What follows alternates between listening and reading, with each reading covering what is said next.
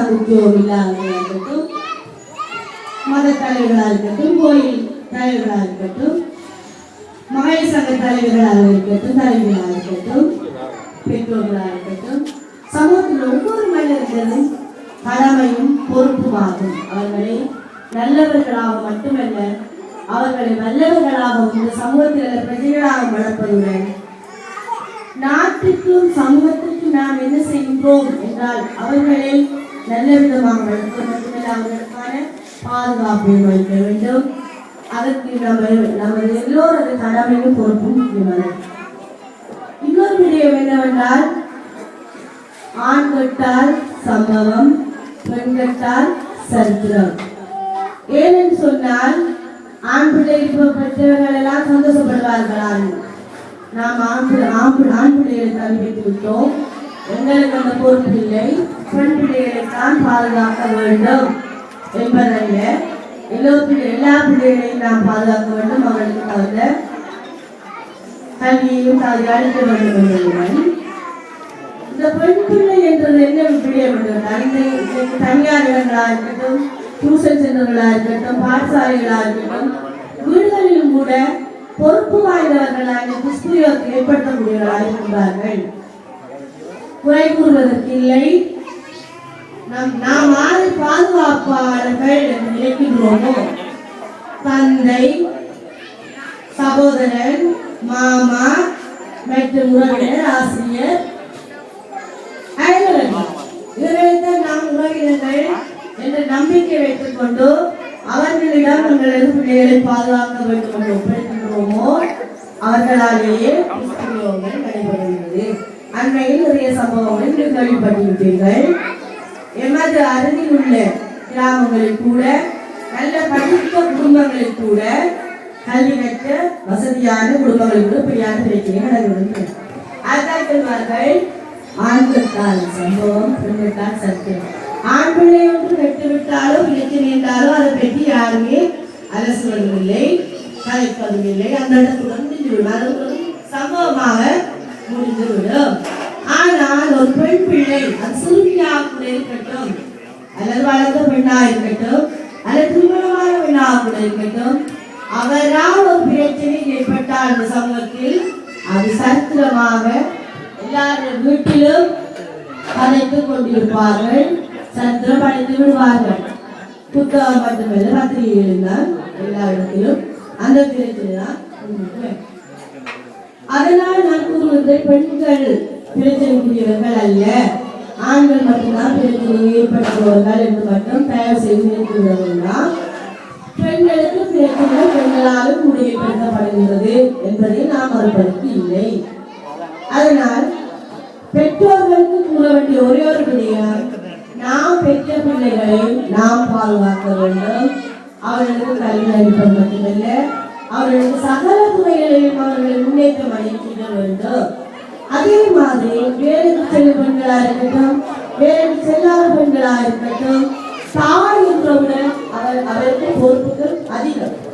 என்ன, எந்த குழந்தையும் எந்த பிள்ளைகளை கல்வியாக இருக்கட்டும், எதாக இருக்கட்டும், பிரச்சனைகளை கொண்டு சொல்வது யாரிடம்? தாயிடம்.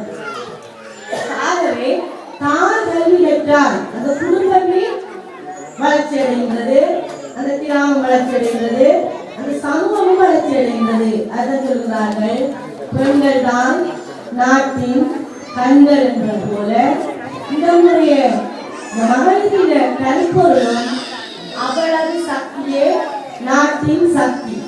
அதாவது பெண்களது சக்தி தான் இந்த நாட்டின் சக்தி என்பதை இளைஞர்கள் அமைச்சு சிறுவர்கள் அமைச்சு இந்த கல்பொருளை கொண்டு வந்துள்ளனர். ஆகவே எந்த ஒரு ஆணின் வெற்றிக்கு பின்னாலும் பெண் இருப்பது போல ஒரு பெண்ணின் வெற்றிக்கு பின்னால் நிச்சயமாக ஒரு ஆண் இருக்கத்தான் செய்வார். அதையும் நாங்கள் மறுப்பதற்கு இயலாது. இந்த இடத்தில் கூடியிருக்கின்ற பெண்களுக்கு உங்களது வீட்டிலிருந்து அலுவலகம் கிடைத்தவர்களால் தான் நீங்கள் இந்த நிகழ்வுக்கு ஆக்கிரமிப்பு கொண்டு வந்திருக்கிறீர்கள். அதற்காக நாங்கள் ஆண்களையும் இணைத்துக் கொண்டுதான் எந்த ஒரு வெற்றியையும் இலக்கையும் நாங்கள் அடைய முடியும். அதான் சொல்வார்கள், ஒரு கையினால் கட்டும்போது சத்தம் வருமா? வராது. பல கைகள் சேர்ந்து கட்டும் போதுதான் சத்தம் பலமாக ஒழிக்கிறது. ஏழு கூடியிருக்கின்ற மகளிர் சங்கம், நான் ஒரு விஷயத்தை சொன்னேன் தலைவியிடம், மகளிர் தினம் செய்கிறீர்களா என்று. ஆனால் அவர் இவ்வளவு சிறப்பாக தலைவியின் செயலாளரும் சேர்ந்து இந்த நிகழ்ச்சியை சிறப்பாக செய்து கொண்டிருக்கிறார்கள். இறைவன் மறுத்தல் முடிய வேண்டும் அவர்களுக்கு.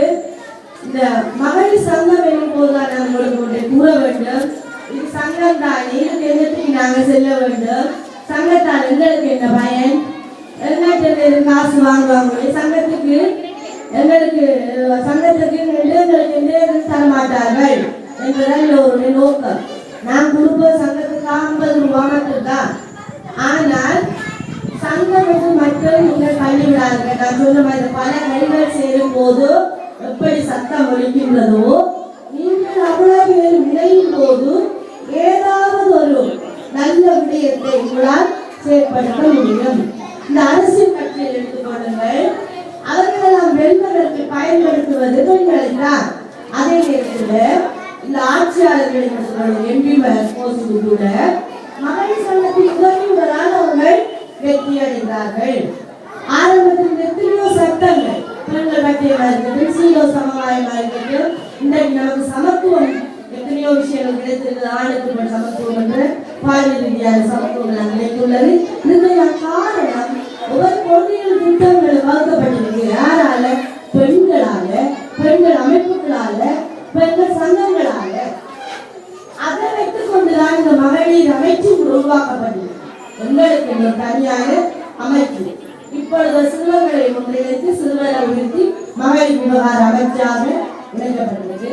ஆரம்பத்தில் பெண் அமைச்சர் இருந்தார்கள். ஆனால் இப்பொழுது கலைஞர் மினிஸ்டராக இருக்கிறார்.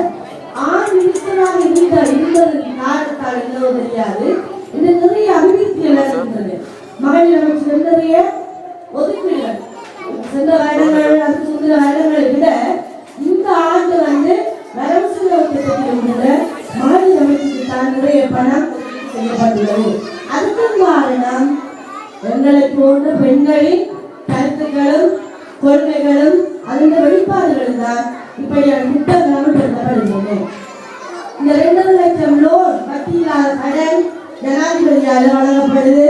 அதற்கான போனும் கூட நாங்கள் மகளிர் சங்கத்தின் உத்தியோகத்தர் அந்த அமைச்சர்களுக்கு நாங்கள் வழங்குகின்றோம். ஏன்னு கேட்டால் கிராமத்தில் அவர்களுக்குள்ளார கொண்டு கொடுக்க முடியாது. இந்த சங்கத்தில் இருந்தால் தான் நாங்கள் இதை சாதிக்க முடியும். தனித்தனியாக இருந்தால் உங்களால் எதுவுமே சாதிக்க முடியாது. அதுதான் சொல்லுவார்கள், ஒரு கம்பு